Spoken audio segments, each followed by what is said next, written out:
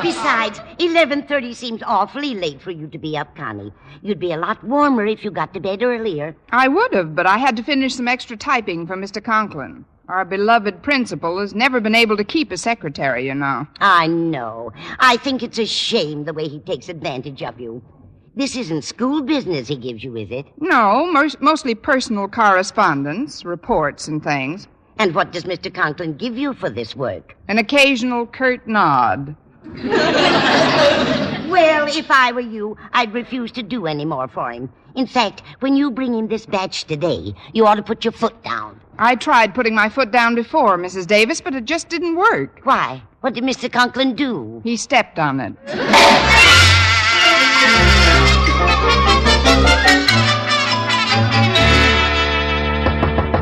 Come in. Good morning, Mr. Conklin. I brought in those papers you had me type last night. Just put them on my desk, please. What did you say? Perhaps you'd hear better if you'd remove those ridiculous earmuffs. What? Oh, these earmuffs. They must have slipped down again. It's terribly chilly in school this morning, Mr. Conklin. Nonsense. It's just pleasantly brisk. Now, about these papers, Why, Miss Brooks, you're familiar with the rules of this institution. Why are you smoking in school? I'm not smoking. That's my breath.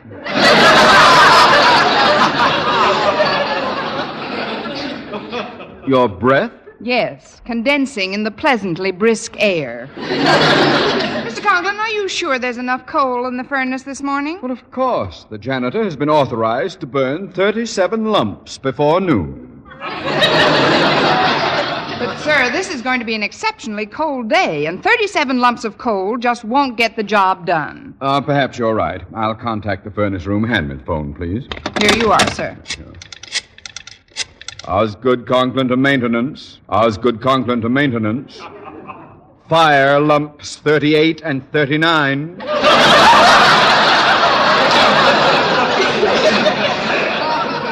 Fire lumps 38 and 39. That is all. That should do it. Now, let's see those papers. Here they are, Mr. Conklin. I stayed up until 11:30 last night, so I'd have them finished for you. Well, I'm not unmindful of your labors in my behalf, and I want you to know that your efforts will not go unrewarded. In fact, because of your fine spirit of cooperation, I have selected you as the one who will be permitted to type up my new report to the Board of Education. I'm sorry, Mr. Conklin, but teaching English is a full-time job for me, and I just can't assume any extra duties. But somebody's got to do it. Miss Enright just turned me down, too. As a matter of fact, she's the one who suggested you for this honor. Oh, she did she? Well, let me tell you... You shouldn't speak harshly of your fellow English teacher, Miss Brooks. After all, Miss Enright is quite fond of you. Fond of me? Oh, she must be to pass such a nice compliment about you this morning. She said she considered you one of her oldest friends. She did? And then she said she likes you as well as some of her younger friends. Well, I can't force you to perform this trifling task for me, so you might as well run along to your classroom. Yes, sir, but as far as Miss Enright is concerned, I would like to... Careful, Miss Brooks. You're speaking of a teacher who may soon be head of the English department. What? The position is still open, you know, and for months now I've been grooming Miss Enright. Good. That should make her coat nice and shiny. Miss Brooks, are you inferring that Miss Enright is a horse? If the shoe fits, nail it on her.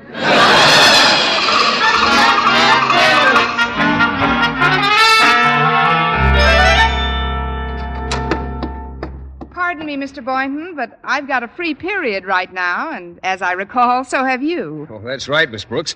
Is there anything I can do for you? I'd love to. That is, the real reason I dropped in here was to get away from my own classroom for a while. Sometimes I wonder if all this effort is worth anything. If I couldn't expend all this time and energy in another direction. Say, making a pleasant home for some man, the way any normal woman does. Well, you're certainly normal, Miss Brooks.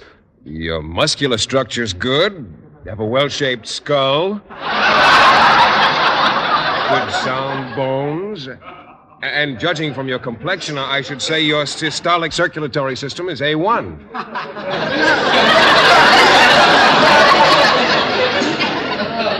You romantic fool, you. I wish I felt as well as your description, though.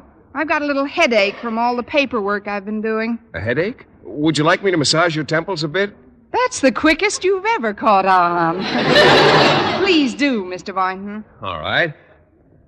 How does this feel? Just wonderful, Mr. Boynton. Yoo-hoo, anybody in here? Nobody but us guinea pigs. Well, it's Miss Enright. Miss Brooks has a little headache. I'm just massaging her temples. Oh, how humane of you. Oh, there you go with your jokes, Miss Enright. You're just loads of fun. Don't you think so, Miss Brooks? She's the biggest load I've ever seen.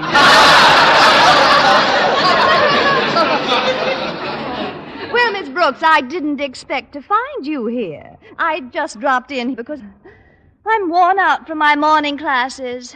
Sometimes I just don't know where I get the fuel to keep running. If you didn't race your engine so much, your tank wouldn't get so low.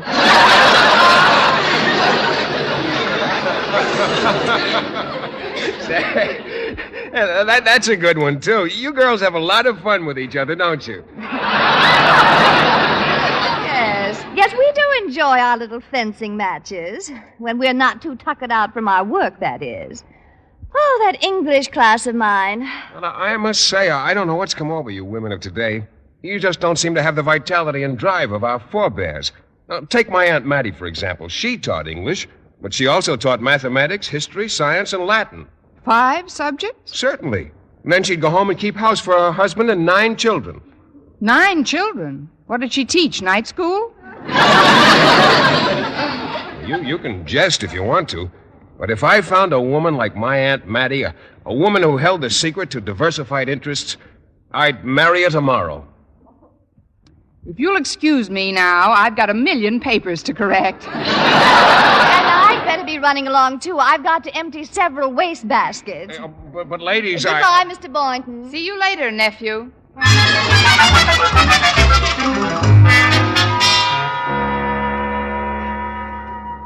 What is it you wanted to see me about, Miss Brooks? It's my work here at school, Mr. Conklin. I was wondering if you could give me another subject or two to teach. Miss Brooks, have you been sniffing too much eraser dust? No, sir. It's just that I'd like to diversify my interests. Another class would be a labor of love. Pardon me, Mr. Conklin. Hello, Miss Enright. Oh, Miss Brooks. What happened to those millions of papers you had to mark? I threw them in those waste baskets you had to empty. I'm rather busy this morning, Miss Enright. What's on your mind? Well, Mr. Conklin, I've been thinking about my schedule here, and I've come to the conclusion that I could take on another subject. You too? But not 2 hours ago, you both complained about how rigorous your duties were. That was BAM, Mr. Conklin, before Aunt Mattie. You might consider it strange, sir, but On the contrary, and it's an extremely fortuitous coincidence. I was planning to institute a course in business administration at Madison. My big problem, however, has been instructors. There are none available in this area. There are now. I mean, there is now. I'll take a shot at it. Yes, sir. You bet. Sure thing. Not so fast, darling. Mr. Conklin, if you're interested in a business administration course, I'd like to point out that I've got a terrific background. That you don't have to point out.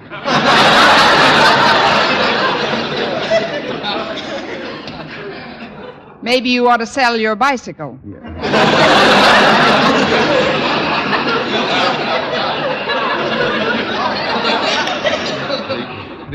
Please, Miss Brooks, please. Tell me about your experience, Miss Enright. Well, before I came to Madison High as an English teacher, I assisted Papa in his business. Papa was the head of a big collection agency at the time. I assisted my papa, too, Miss Enright. What did he do? He spent most of his time hiding from your papa.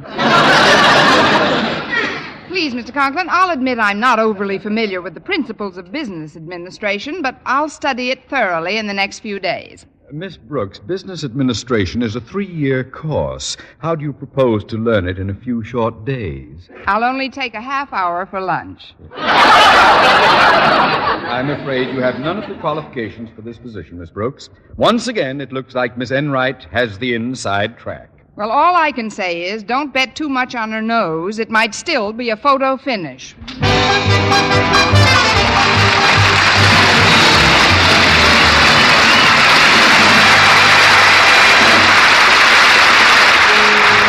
Brush your teeth with Colgate. Colgate Dental Cream. It cleans your breath. What a toothpaste. While it cleans your teeth. Colgate toothpaste. Cleans your breath. What a toothpaste. While it cleans your teeth. Colgate Dental Cream cleans your breath while it cleans your teeth. And the Colgate way stops tooth decay best. Yes, the Colgate way is the most thoroughly proved and accepted home method of oral hygiene known today. Over 2 years' research showed brushing teeth right after eating with Colgate Dental Cream helps stop more decay for more people than ever before reported in dentifrice history. The Colgate way stopped tooth decay best. No other dentifrice, ammoniated or not, offers such conclusive proof. And you should know that Colgate's, while not mentioned by name, was the only toothpaste used in the research on tooth decay recently reported in Reader's Digest. So always follow the Colgate way to clean your breath while you clean your teeth and stop tooth decay best. Brush your teeth with Colgate. Colgate Dental Cream. It cleans your breath. What a toothpaste. While it cleans your teeth. And the Colgate way stops tooth decay best.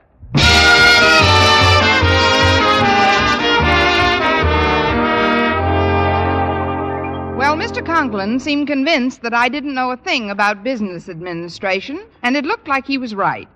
I had just about given up on the biggest deal of my life, 200 pounds of prime biology teacher. When lunch period came, I must have looked pretty down in the mouth as I entered the school cafeteria.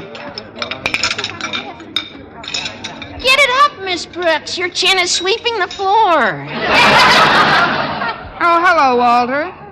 I do feel a bit grim today. Well, suppose you sit down over here and tell our favorite pupil all about it. That is, unless you're waiting for Mr. Boynton. No, he had to go down to the biology supply house. They're having a sale on used guinea pigs or something. That shouldn't make you this depressed. Gosh, you look like you're just about to bawl. What's the cause of it? Well, I spent about 10 minutes in Mr. Conklin's office this morning. Say no more. Here's my hanky.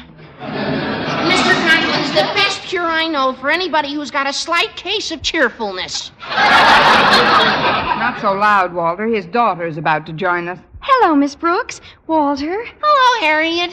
We were just chatting about your daddy. Yeah, why isn't he in the cafeteria today? I brought a sandwich to his office. He's calling the various oil companies to see if he can't beat the price raise. It seems fuel oil for our furnace at home has gone up 3 cents a gallon. Daddy has a big problem with oil every winter. We have a big problem with Daddy every winter. You probably don't know anything about this, Harriet, but I've been hoping your father would appoint me as instructor in business administration. He did mention something about the course, Miss Brooks, but he hasn't said who's going to teach it, so you might as well keep hoping. I'm going to get myself some dessert. Can I bring you something, Miss Brooks? No, thanks, dear. I'm pretty full. I've been biting my lips all morning. Buck up, Miss Brooks. Things could always be worse. See you later, Walter. Okay, Pigeon.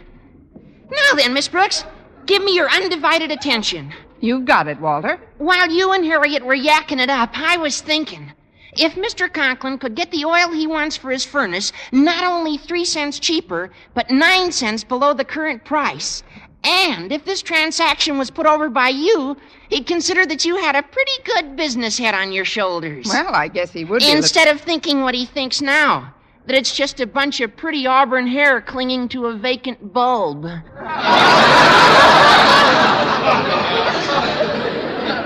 Now, just a minute, Walter. Please, I'm not finished. It so happens that my dad has a good pal in the Ajax Oil Company, and we get all our fuel wholesale. Now, there's no reason why I can't get some for you to give to Mr. Conklin, thus helping you wrap up the job you want. Walter, I'd like to take this opportunity to apologize here and now for everything I've ever thought about you. This is a great idea. Thank you. We'll get the oil to Mr. Conklin's home right after school. But there's one question I'd like to ask you, Miss Brooks. Why are you so anxious to take on the added duties of another course? I can answer that in 2 simple words, Walter. Philip Boynton.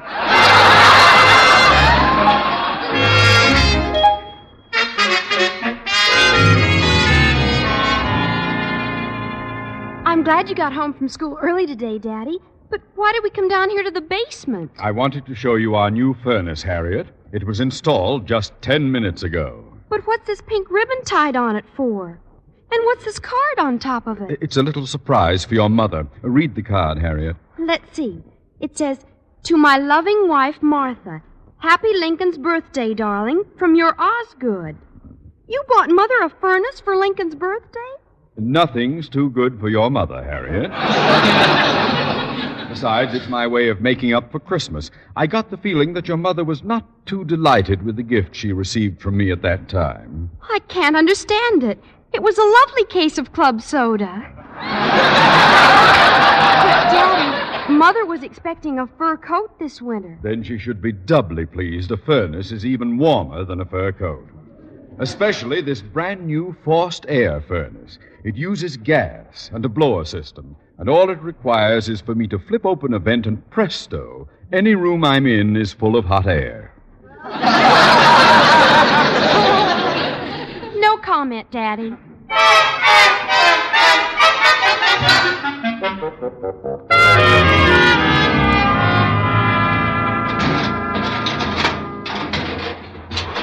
Shh! Quiet with that oil drum, Walter. I don't want Mr. Conklin to know we're in his basement. Well, I still don't see why we didn't just roll the drum up to his front door. Because I want to surprise him. We'll pour the oil right into the furnace. Then, when he can't understand how he's getting heat without having bought any oil, I'll flash this bill from the Ajax Company showing that I've beaten the current price by 9 cents. I get it. And then when Mr. Conklin reacts according to plan, he'll put you in charge of the business administration course. Mr. Boynton will admire your energy and diversified talents. And before you know it, you'll be married and have 9 children like his Aunt Mattie. Walter, have you been drinking this oil?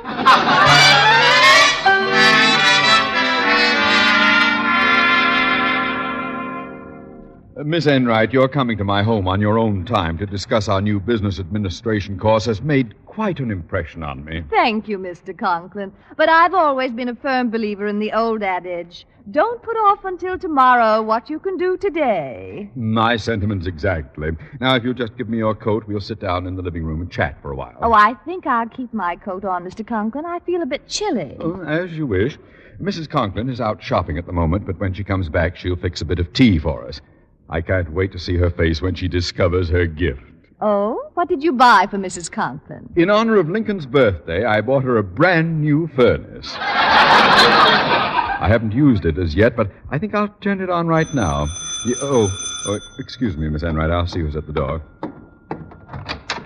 Oh, it's you, Miss Brooks. Yes, sir. I came by to discuss that new teaching job. But I've just about decided on Miss Enright for that position, Miss Brooks. Please, sir, what I have to tell you may change that decision. I'll just take a few moments of your time. Very well, then. Come in. Now, please be brief, Miss Brooks. Miss Enright and I have many matters to discuss. Yes, sir. Oh, hello, Miss Enright. Hello, Miss Brooks. Did you come by to show me what a good loser you are? I'll deal with you when you slither into school tomorrow. Right now, I've got some business with Mr. Conklin. You see, sir, I've always been a firm believer in the old adage, don't put off until tomorrow what you can do today. A salty cliché if I ever heard one. Please come to the point. Yes, sir. Mr. Conklin, what would you say if I told you that I was going to put $8.95 into your pocket this minute? I'd say sit down, Miss Brooks. Mr. Conklin, I'm going to put $8.95 into your pocket this minute. Sit down, Miss Brooks. Thank you. Now, in this transaction... Pardon me, but isn't it awfully chilly in here? For once, we're on the same side. It might be a very jolly thought to turn on your furnace, Mr. Conklin, and burn some nice, cheap oil. I don't have any oil in my furnace. However, if you ladies are cold, I should be happy to... Excuse me, Daddy, but I've got to talk to Miss Brooks privately right away. Will you kindly step out into the hall with me, Miss Brooks? Harriet, you know my house rules about disturbing adult conversations? It's terribly personal, Daddy, and it'll just take a second. Sounds important, Harriet. I'll be right back, Mr. Conklin. Meanwhile, I'm sure Miss Enright can regale you with some brilliant yakety-yak. It's happened, Miss Brooks. Daddy's done the worst possible thing that could happen. He signed on for another year at Madison High? No, he bought Mother a furnace for a Lincoln's birthday gift. He must have gotten his rebate on the club soda bottles. You don't understand. I just saw Walter Denton in the basement. He was washing his hands in the sink down there. Sounds like a reasonable place. He told me you put oil in the furnace. That's right, to surprise your father. You'll surprise him, all right. He bought a gas-operated forced air furnace. What? Oh, this is terrible. We've got to work fast, Harriet. You run down to the basement and tell Walter to get some tubing and siphon that oil out of the furnace at once. Okay, Miss Brooks. And you go on in and keep Daddy's mind occupied so he doesn't turn it on until I come back with the all clear. All right, Harriet. Now, for heaven's sakes, hurry. I'm dashing this minute. Good luck, Miss Brooks. I'll need it. Well, Miss Brooks, has my daughter concluded her personal business with you? Yes, sir. It was nothing, really. Now then, about this business transaction of yours. Boy, it's sure hot in here. Hot? I'm terribly warm. Do your lips always turn blue when you're warm? I'm still shivering, Mr. Conklin. Well, I've got high blood pressure, so I'm usually warmer than the average person, but I'll turn the heat up if you want me to, Miss Enright. No! I mean, why turn on the heat? Too much heat isn't healthy. Bless you, darling. I must have sat in a hot draft. Now, about the $8.95 I saved you, Mr. Conklin. Oh, excuse me one moment. I'm going to see if my new thermostat is accurate. I want everything to be just right when Mrs. Conklin comes home. First, I'll open the large vent in this wall. Now we'll just set this thermostat for 76 degrees. That should get the furnace going rather quickly. Oh, it can't warm up quickly enough for me. It can for me. Excuse me, Mr. Conklin. Where are you going, Miss Brooks? Into the coat closet. I have a roll of film that needs developing. Oh, stop that idiotic jabber and let's get down to cases now. Perhaps we should set the thermostat up to 80 or so. Then the furnace will really get going. Here, I'll do it. But, Miss Enright, It's all right, Miss Brooks. I want to see how the new furnace reacts. Here, I'll turn it up to 85 degrees. Yeah, now it's starting. Listen to the lovely sound of that nice hot air scurrying up the pipe.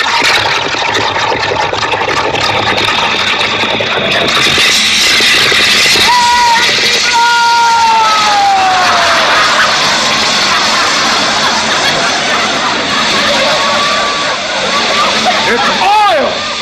Black, dirty oil all over my furniture and rugs. Here, I'll turn it off. Oh.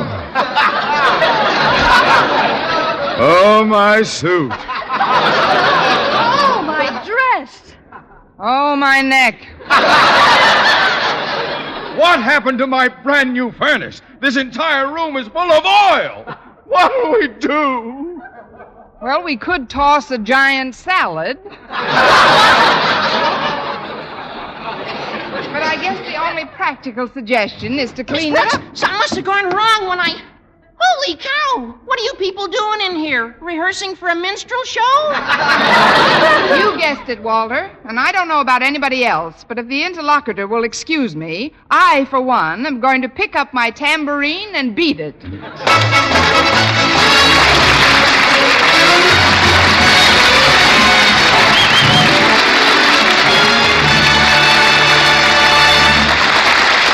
Arden as our Miss Brooks returns in just a moment. But first, men, does your face do a slow burn every time you shave? Then it's time you heard the good news about smoother, more comfortable shaves the Palmolive shaving cream way. That's right, smoother, more comfortable shaves. And men, only Palmolive, no other shaving cream, offers you real proof, not just promises, of smoother, more comfortable shaves. For the new Palmolive Shaving Cream Way gets beards really soft, and it provides a protective film that actually floats your razor's cutting edge. Yes, even in cold or hard water, you get a clean, close shave every time. Super smooth, super comfortable. Over 2,500 men tested Palmolive shaving creams thoroughly. They followed the simple directions on the tube, and no matter how they shaved before, 3 out of 4 reported beards easier to cut, less razor pull, more comfortable, actually smoother shaves. Get Palmolive Shaving Cream, lather or brushless. See if you don't get that super smooth, super comfortable, free and easy shave you've always wanted. You owe it to your face to try Palmolive lather or brushless. Remember, only Palmolive, no other shaving cream, offers you proof of smoother, more comfortable shaves. And now, once again, here is our Miss Brooks. Well, Walter Denton was just about to spill the beans to Mr. Conklin about my part in the great oil scandal when luckily I managed to catch his eye. And through some magical current that seemed to flow between us, his lips were suddenly sealed. Then I took my knuckles out of his mouth and we cleaned up the living room. After that, Walter took me home, and when we got to the door, he said, Gosh, Miss Brooks, do you think you may still get a crack at that business administration course?